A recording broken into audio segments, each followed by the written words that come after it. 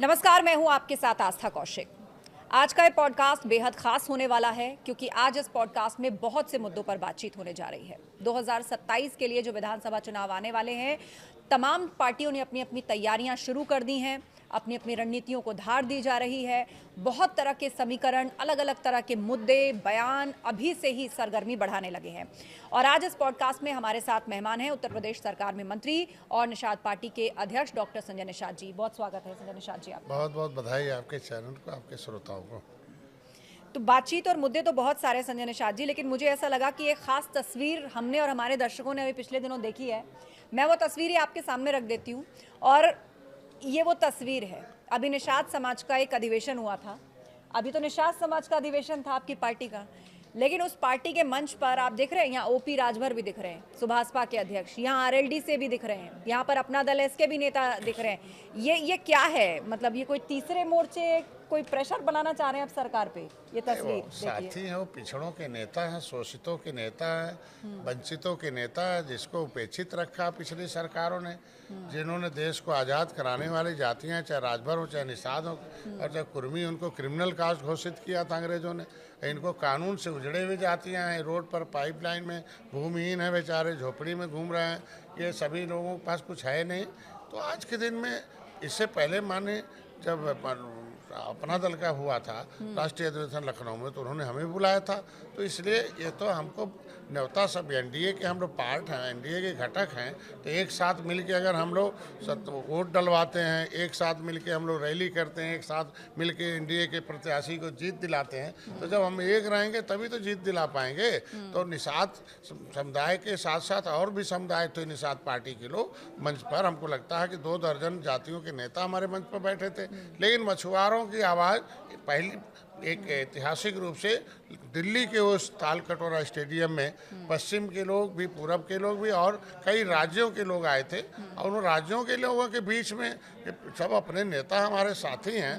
तो आखिर तो मतलब आप ये कहना चाह रहे हैं कि उसको किसी सियासी समीकरण से जोड़कर नहीं देखना चाहिए? इसे अब देखिए, प्रेशर देश की नहीं राजधानी दिल्ली का मंच, निषाद समाज का राष्ट्रीय अधिवेशन, और मंच पर ओपी राजभर है, मंच पर अपना दल एस के नेता हैं, आरएलडी भी हैं। ऐसा लग रहा है जैसे, और आप लोग हाथ ऐसे ऊपर करके खड़े से कोई तीसरे मोर्चे की तस्वीर हो। नहीं, दिल्ली से कोई मैसेज देना चाह रहे थे? अब हम तो न्योता भारतीय जनता पार्टी को भी दिया था, माननीय नड्डा साहब से मिला भी था, और उन्होंने वादा भी किया था कोई न कोई जाएगा जरूर। लेकिन अब उस दिन वो नामांकन का आ गया और एक महत्वपूर्ण बिल था, तो इसलिए हम इस अधिवेशन से बड़ा देश था और वो बिल में था, तो इसलिए हमको लगता है कि वो नहीं आ पाए। नहीं तो मैं तो न्योता देने के लिए गया था और सरकार की बधाइयाँ भी आई थी तो तमाम बड़े शीर्ष नेतृत्व के और तमाम अब उत्तर प्रदेश से भी कि नहीं, आपका अधिवेशन अच्छा रहा, सफल रहा और सारे समाज के लोग एक हैं और 2027 की तैयारी में हम लोग एक मिलकर लड़ेंगे। इसको अलग माने नहीं देखना चाहिए, क्योंकि हम देखिए ये दर्द सबका एक ही है। तो यही मेरा सवाल है जो आपके मुंह से निकला कि दर्द सबका एक ही है।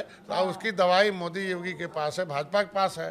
तो हम तो अपने समाज के दर्द हम लोग हैं, अब एक्सरे करके बताएंगे, खून जांच कर बताएंगे। एक बार लिखना दवाई उनके पास है। दर्शकों को तस्वीर दिखा देते हैं और संजय निषाद जी की बात भी दोहरा देती हूँ, दर्द सबका एक ही है और दवाई मोदी योगी के पास है। ये वो तस्वीर। चलिए, बहरहाल उपचुनाव उत्तर प्रदेश के अंदर हुए, लेकिन आपको सीटें नहीं मिली उपचुनाव में। देखिए, सीट नहीं, हम लोग जीत के लिए आए हैं। हमारे समाज की समस्या है। भारतीय जनता पार्टी जब इस समय उपचुनाव हुआ था, उसमें हमें सीट जब नहीं मिली, तो उस समय हम नड्डा साहब बुलाए थे और बात हुई थी कि भाई वो सीट हमारी है और हमें लड़ने दिया जाए, प्रत्याशी आप अपना दे दीजिए। तो उन्होंने कहा थोड़ा माहौल 2024 में हम लोग हार चुके हैं और उसको माहौल को जीत में बदलने के लिए माहौल सही हो जाए और आपके समाज की समस्या, हमने कहा हमारे पास 2 है, या तो सीट दीजिए या तो हमारे समाज की समस्या के समाधान के लिए आरक्षण पर विचार करने के लिए कोई एक नया तरीका नहीं। उन्होंने वादा किया था कि नहीं, आप मत लड़िए, उपचुनाव हमें लड़ने दीजिए, साथ दीजिए, जितवाइए, और जितवाने के बाद आपके इस आरक्षण के मुद्दे पर हम लोग विचार करेंगे उस पर काम। तो आज के दिन में आरजीआई, जो registrar general of census of India, जो भारत सरकार तय करता कौन एससी कौन एसटी है, 70 साल में पहली बार माननीय मुख्यमंत्री ने पत्र लिखा और आरजीआई ने एक्सेप्ट कर लिया कि नहीं, केवट मल्ला मझवार अनुसूचित जाति का हकदार है, और उन्होंने सामाजिक न्याय मंत्रालय को लिख दिया। तो मतलब पिछली सरकारें हमारे आरक्षण के ऊपर वो कलम चलाती थी रोकने के लिए, चाहे बसपा और सपा बरती, इनकी ज़मीन छीन लिया और सपा उसे गलत तरीके से जारी करती थी, कोर्ट से स्टे लेती थी, 30 साल लटका के रखा था। और हम राष्ट्रपति के द्वारा अधिसूचित हैं अनुसूचित जाति की सूची में, राज्यपाल के द्वारा भी अधिसूचित हैं। तो ऐसे में योगी और मोदी जी के उस मिशन को मतलब ये जीत देने का नतीजा है कि पहली बार है जो भाजपा वो पहल कर रही है। और ऐसे टेबल पर योगी जी ने पत्र भेजा आरजीआई को, तो माननीय गृह मंत्री ने आरजीआई से उसे लिखवाया भाई कि जो सच्चाई हो लिखो। तो हमारे पास प्रमाणिक दस्तावेज नहीं था कि हम पिछड़े हैं, अनुसूचित हैं। प्रमाणिक दस्तावेज भारतीय आपने समाजवादी पार्टी का जिक्र किया और कहा कि पूर्व की सरकार ने उन जातियों के अप्रूवल के लिए कि उनको आरक्षण मिल पाए या वो उस कैटेगरी में जाएं, कोई इनिशिएटिव नहीं लिया, काम को लटकाया भटकाया। वही सपा अब कहती है कि चाहे आप हो या सुभाषपा हो, दरअसल वो चुटकी लेती है कि ये लोग तो जो है इनको तो सत्ता की चाय पीने की आदत है। वो ये भी कहती है कि संजय निषाद भी असंतुष्ट हैं, वो शामिल तो हो गए हैं, वो मंत्री तो बन गए हैं, लेकिन वो काम नहीं कर पा रहे हैं। देखिए, सपा को तो निषादों के हक हिस्से और इस पर बोलने का कोई हक नहीं है, क्योंकि जब वो सत्ता में रहे, एक बार नहीं 5 बार रहे, बसपा 4 बार रही, कांग्रेस 67 साल तक रही, ये इनके सहयोग से 11 साल केंद्र में सरकार चलती रही। आज के दिन में जब विशंबर जी आवाज़ उठाए राज्यसभा, तो सपा के लोग विरोध कर दिया आरक्षण का, वहाँ जो परिभाषित करने का मामला था। तो इसके लिए उनके कथनी करने में अंतर है। आज के दिन में हम सत्ता के सहयोगी हैं, हमारे हाथ में कलम नहीं है। इनके हाथ में तो कलम था, क्यों नहीं लिखा?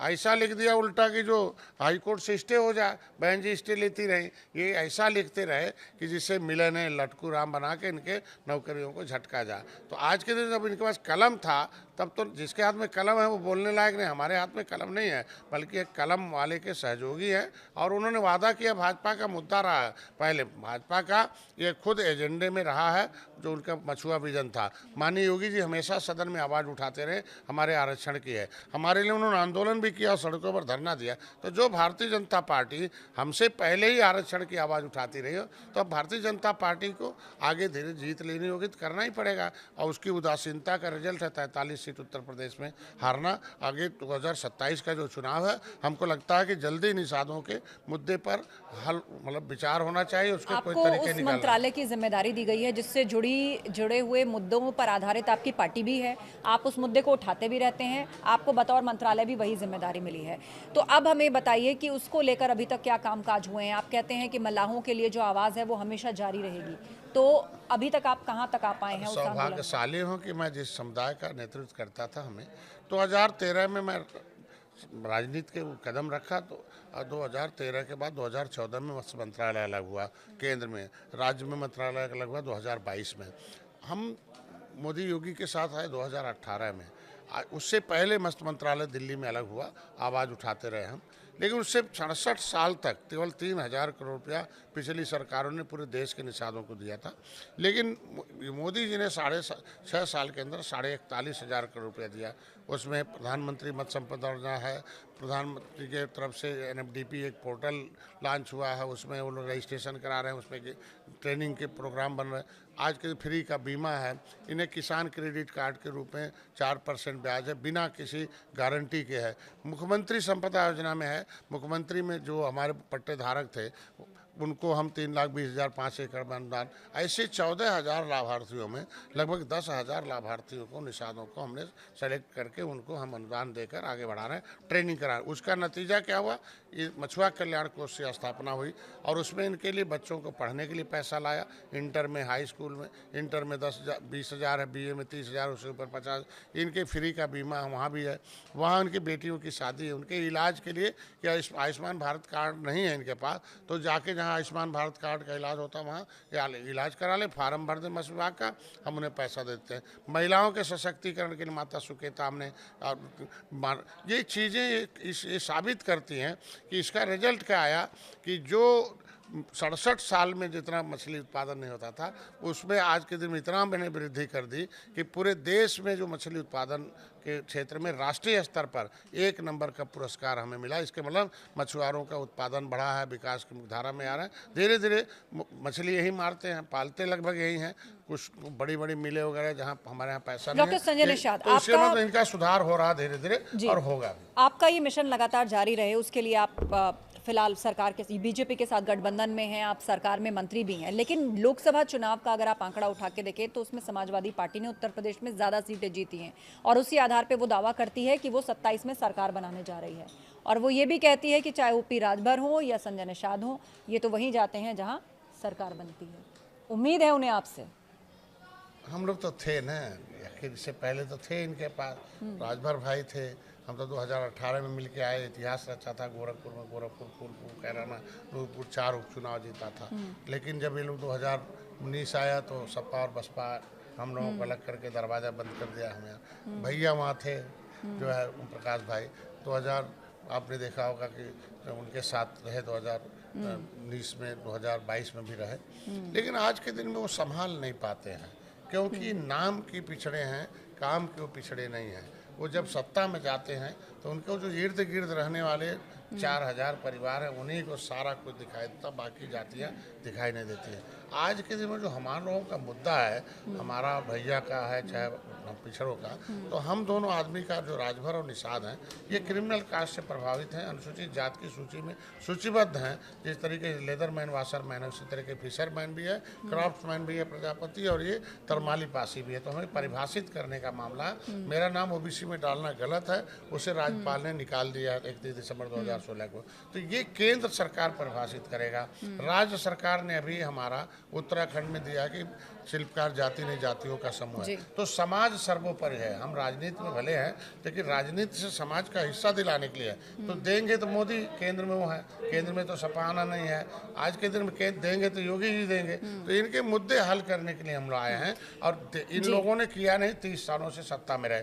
तो इसलिए इस बार तो झूठ बोलकर भाई मोदी की वो वीडियो एडिट कर दिया, अमित शाह की वीडियो एडिट कर दिया सोशल मीडिया पर झूठ। तो इस तरीके से एक बार नैरेटिव सेट कर जीत लिए। अब काम के आधार पर। संजय जी, इस पीडीए पॉलिटिक्स और ये जो संविधान को लेकर पॉलिटिक्स की विपक्ष ने, और उसको नतीजा भी मिला, इसका जवाब क्या है? आप भी चूंकि पिछड़ों की आवाज उठाते हैं और आपके ऊपर एक जिम्मेदारी भी है कि सरकार के लिए वो वोट लेकर आए, जो सपा से नाराज है, जो बसपा से नाराज है, जो कांग्रेस से नाराज है। इसका जवाब क्या है? उसके लिए आप देखे होंगे कि एकजुटता का परिचय हमारा समाज दिया, और अपने खर्चे भाड़े से अपना पेट्रोल डीजल किराया लगाकर पूरे चारों तरफ से कई राज्यों से लोग आज तालकटोरा मैदान में आए हैं।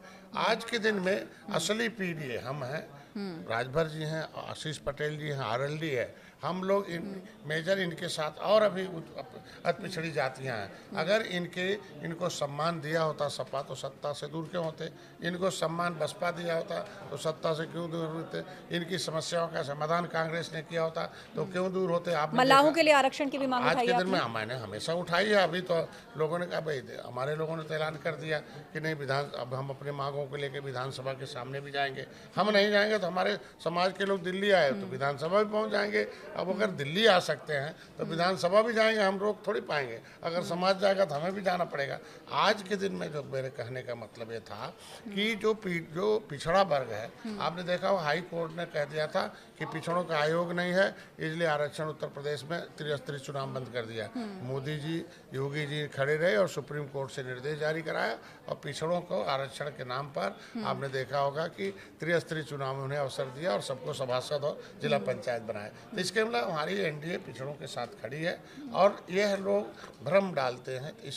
धीरे धीरे पिछड़ों की जो समस्या है वो हमारे मछुआर, जो सबसे बड़ी समस्या 18% जो निषाद हैं, हमारे समझ से कम राजभर भी की अच्छी आबादी है। ऐसे 193 जातियाँ उत्तर प्रदेश में हैं जिनको अंग्रेजों ने क्रिमिनल कास्ट घोषित करके उजाड़ा था, देश के लड़ने के नाते उजाड़ा था, फांसी हुई थी। उसमें लिखा criminal tribes act inquiry committee अंथा समन्वयकार 1950 ये कहता है इनको 74 प्रकार की व्यवस्था दी जाए। ये देश को आज़ाद कराने वाले उजड़ी जातियाँ हैं, तो उस पर विचार करके हमारी सरकार सर्वे करा रही है। अगर वो लागू कर देते हैं तो 193 जातियां आज मोदी जी के साथ खड़ी रहेंगी और आसानी से 2027 हम लोग जीतेंगे। और इन लोगों के सपने मतलब पिछड़ों को और उन जातियों को साथ लाने का एक फॉर्मूला संजय निषाद सुझा रहे हैं। और क्या अभी बीजेपी के साथ आप हैं क्योंकि सरकार है, उनके साथ बने रहेंगे? समाजवादी पार्टी कहती है सरकार पलट जाएगी तो नहीं, आप उनके साथ आ जाएंगे। और आपके पास जो है उसकी वजह भी है कि भाई हमको तो अपने वोट बैंक को आगे ले जाना है, मल्लाहों को आगे लेकर के जाना है। सरकार के साथ रहेंगे तभी तो काम कर पाएंगे। देखिए 37 साल से कभी हाथी आओ साइकिल हटाओ पंजा लाओ, यही चल रहा था। हाँ। लेकिन जब डॉक्टर संजय आए साथ में तो 2019 में सपा बसपा एक हो गई थी। ऐतिहासिक जीत दिया, आपने राम मंदिर बना, धारा 370 खत्म हुआ, निषाद राज का किला बना, ऐतिहासिक जीत दिया। और योगी 2 सरकार बनी, उसमें हम मंत्री हैं। मतलब निषाद जिस नाव पर होता है उसे कभी डूबने नहीं देता है। ये इस बार थोड़ा सा झूठ बोलकर कामयाब हो गए 2019 वाले चुनाव, इसमें 2024 वाले चुनाव में। 2027 में ऐसा नहीं है। निषाद नाविक है। जिस तरीके से भगवान राम ने निषाद राज को गले लगाया था और उन्होंने गंगा पार किया, रावण को ख़त्म किया था सेना देकर, उसी तरीके से निषादों की एक सेना बनी है। राजभर भाई की सेना है, डॉक्टर संजय की सेना, अरल्ली की, सबकी सेना है पिछड़ों की। ये सेना 2027 में पुनः देखेगा। लेकिन डॉक्टर संजय निषाद मुद्दे क्या होंगे? आप देखिए, अब ये कहा जा रहा है कि सरकार मुद्दों पर जवाब नहीं देना चाहती, इसीलिए मंदिर मस्जिद का नाम उछाला जाता है। अभी हाल ही में हमने देखा कि फिर से एक मस्जिद पर जाकर कुछ लोगों ने वहां पूजा की कोशिश की, वहां स्थिति संवेदनशील हो गई थी लेकिन वो संभल गई। तो विपक्ष ये आरोप लगाता है कि काम गिनाने के लिए नहीं है, इसीलिए मंदिर मस्जिद में लोगों को उलझा कर रखते हैं। तो कांवर में और नाम क्या है ये सब लिखने में उलझाया जाता है। तो कहना चाहिए ना कि हमने ये काम किया था, 30 साल हम सत्ता में रहे, हमने निषादों के लिए इतना काम किया, 1 रुपया इतना दिया। 1 रुपया निषादों को दिए हो 30 साल तक, बताए ना। उन्होंने तो अपने लिए कितनी डेयरी खोल लिया, कितने दरोगा पुलिस। हमारे लोग क्यों नहीं चपरासी दिखाई देते हैं? क्यों नहीं किसी को लेंस लगा के भी किसी विभाग में निषाद और राजभर पिछड़ी जातियाँ नहीं दिखाई जाती? तेली बढ़ई लोहार कहाँ पालगढ़ी केवट मल्ला बिंद कश्यप कहाँ दीवर, एक बार बात हम खोजते रहो कि एक बाबू मिल जाए तो उससे मिल के हम अधिकारी से अपना काम करा लें। तो ये सब सामाजिक न्याय समिति का रिपोर्ट हमेशा सपा के पीछे घूमेगा, बसपा के पीछे घूमेगा कि जब सत्ता में आते हैं तो सारी नौकरियों पर मिल्कमैन का कब्जा है और लेदरमैन का कब्जा वो कराती हैं। तो अपने नौकरियों पर समाज इसीलिए कब्जा नहीं कराना चाहता। तो मुद्दों पर जब हम सदन में आवाज़ उठाते हैं, तो जब मैं बोलना चाहता हूँ कि निषादों के लिए हमारी सरकार ने इतना किया, पिछली नहीं है, तो ये हल्ला करते हैं, बोलने नहीं देते हैं कि मेरा पोल खुल जाएगा, इसीलिए वहाँ हंगामा करते हैं। लेकिन बोलकर हम बताता हूँ कि चुप कराएगा हमारा समाज। बहुत कुछ किया है 70 साल में। जिस निषाद के घर मोदी जी खुद प्रधानमंत्री जय निषाद राज का नारा बोलकर निषाद का प्रयागराज की धरती, निषाद राज की धरती, ये सम्मान बड़ा चीज़ होता है। भव्य किला निषाद राज का, वहाँ 56 फुट की मूर्ति है। एक निषाद के घर चाय पिए जो प्रधानमंत्री हो, गरीबी देखे हों। आज के दिन में उनके लिए देखिए, ट्रंप ने जब टैरिफ लगाया तो पता चला अंतर्राष्ट्रीय व्यापार में प्रभाव पड़ेगा, मछुआरों का अंतर्राष्ट्रीय जो, तो मोदी खड़े रहे मछुआरों के साथ। जब भी कोई भाषण होता है तो एक बार मछुआरों का नाम, जब प्रधानमंत्री के जुबान पर, मुख्यमंत्री के जुबान पर मछुआरों का नाम आता हो तो समुदाय का विकास। ये तो कभी नाम लिए हो तो बताए ना। आज के दिन में जो नाम लेता रहा उसका विरोध करते रहे बिशंबर जी। आज के दिन में 2027 का चुनाव, ये निषाद, राजभर और जातियां, पिछड़ी जातियां हैं, आज भी हैं भाजपा के साथ। मतलब मिला जुलाकर जो 27 की जंग है वो ओबीसी उग्र पॉलिटिक्स की तरफ जाती हुई दिख रही है। निश्चित रूप से मोदी हैं तो मुमकिन है, योगी हैं तो मुमकिन है। ये लोग आते हैं तो बस वो सामाजिक न्याय समिति का रिपोर्ट देख लीजिए कैसे उन जातियों के हिस्सों पर कब्जा होता है। लेकिन एक तस्वीर आई थी डॉक्टर संजय निषाद, मस्जिद के अंदर आपने देखा होगा, इकरा हसन बैठी हैं, डिम्पल यादव बैठे हैं, अखिलेश यादव बैठे हैं और उनके सांसद हैं मोहिबुल्ला नदवी। उसमें बहुत चर्चा हुई और ये हुआ कि एक मौलाना ने जो है वो कमेंट कर दिया डिम्पल यादव को लेकर, और ये कहा गया कि भाई एक तो मस्जिद के अंदर महिलाएं नहीं जा सकती, दूसरा ये कि भाई चूंकि उनके राष्ट्रीय अध्यक्ष कुछ नहीं कह पाए क्योंकि बयान देने वाला एक मौलाना था। महिलाओं की हमेशा से पूजा होती रही, पूजनीय आधी आबादी है, शक्ति है, माँ है, बहन है, बेटी है, हमारे तमाम देवी देवताओं के रूप में। ये भारत है, उत्तर प्रदेश तो विशेष करके जो है ये प्रकृति और परमात्माओं का एक है, ये हमारी संस्कृति विरासत है, हमारी धरोहर जो है, और यहाँ महिलाओं के खिलाफ टिप्पणी करना गलत है। यही तो कहते हैं ना कि सपा का दोहरा चरित्र है, जो खुद अपने एक बड़े अपने घर की जिनके ऊपर टिप्पणी कर रहा, कोई अपने पदाधिकारी हैं, बड़े हैं, सांसद हैं, उन पर भी बोलना, उनकी जब खुद भी महिला की सुरक्षा नहीं कर पा रहे हैं। मैं कहता हूँ कि द्रौपदी की लाज बचाने के लिए कृष्ण को आना पड़ा था, तो ये अपनी उनकी लाज बचाने के लिए क्यों नहीं उतर आ रहे हैं? तो ये तो समझ में नहीं आता कि यदुवंशी होकर आना तो चाहिए इनको आज के दिन में, लेकिन यही समाज समझ रहा है, इसीलिए दूरी बना रहा है, इसीलिए सत्ता से दूर हैं सपा के लोग और बसपा के लोग, कांग्रेस के लोग। अखिलेश यादव बिहार जा रहे हैं, बिहार में विधानसभा चुनाव चल रहा है, तो वहां पर राहुल गांधी के साथ वो एक रैली भी करने वाले हैं बहुत जल्दी, और काफ़ी चर्चा हो रही है अखिलेश यादव बिहार जा रहे हैं। तो जब रैली हुई है जब एनडीए की, तो उसमें नहीं गए। अब जब आवाज़ उठने लगी कि नहीं, अब लगता है कि उत्तर प्रदेश में कांग्रेस सपा अलग अलग रहेगी, तो जा रहे हैं। पहले जाना चाहिए था, जब ऐलान कर दिया निषाद पार्टी ने कि एक हफ्ता से कि प्रेस कॉन्फ्रेंस करके कि निषाद पार्टी बिहार में जाएगी और निषादों को जगाएगी, और बड़ी बड़ी नदियां हैं, नारायणी है, गंगा है, ये सारी जो है तमाम नदी है, और नदियों के किनारे रहने वाले मछुआरे, उनकी अच्छी खासी आबादी है, वो सताए गए लोग हैं। उनका एक बड़ी समस्या है कि जब वो देश आज़ाद हुआ तो वेस्ट बंगाल पहले आज़ाद हुआ, और वहाँ एक सूची बनी अनुसूचित जाति की जो प्रेसिडेंशियल ऑर्डर से बनी, उस सूची में केवट मल्लाबिद अनुसूचित में है वेस्ट बंगाल में। जब बाद में बिहार अलग हुआ तो सूची ही कांग्रेस ने गायब करा दी, और वहाँ का अच्छा, बिहार में क्या होने जा रहा है आप भी तो आकलन कर रहे हैं, और चूंकि ये भी कहा जाता है कि बिहार में जो होगा पॉलिटिकली या किसकी वहाँ सरकार बनेगी, उससे भी बहुत हद तक ये तय होगा कि उत्तर प्रदेश की राजनीति का ऊंट किस तरफ बढ़ेगा। 2013 के बाद हम जब से आए 2014 के बाद, जिसके साथ निषाद खड़ा है, पूरे देश में आबादी अच्छी खासी 18, केवटा मल्लावा बिंदवा कश्यप कहरा देवरा बातमा ऐसे रेटे बोलते थे, लेकिन जैसे निषाद राज के किले पर 56 फुट की मूर्ति, अब जय निषाद राज का नारा लग गया, तो सारे लोग कहते हैं अरे यार, हम लोग केवट मल्ला बिंद कश्यप कहार धीवर एक बार बता, हमको नीच जात बताते थे, हम तो पंचम वर्ण निषाद हैं। अब वो एक हो गए पूरे देश के निषाद, अब जिसके साथ निषाद खड़ा रहते हैं उसी की सरकार बनती है। आप देखो कि आए 2014 में जब से सपा, भाई जब हाथी साइकिल पंजाब बटन छूते थे, ये हीरो इनको बनाते थे जीरो। अब निषादों को कसम खा लिया है कि अब इनका बटन नहीं छूना है, इनको बनाना जीरो और अपने समाज को बनाना हीरो।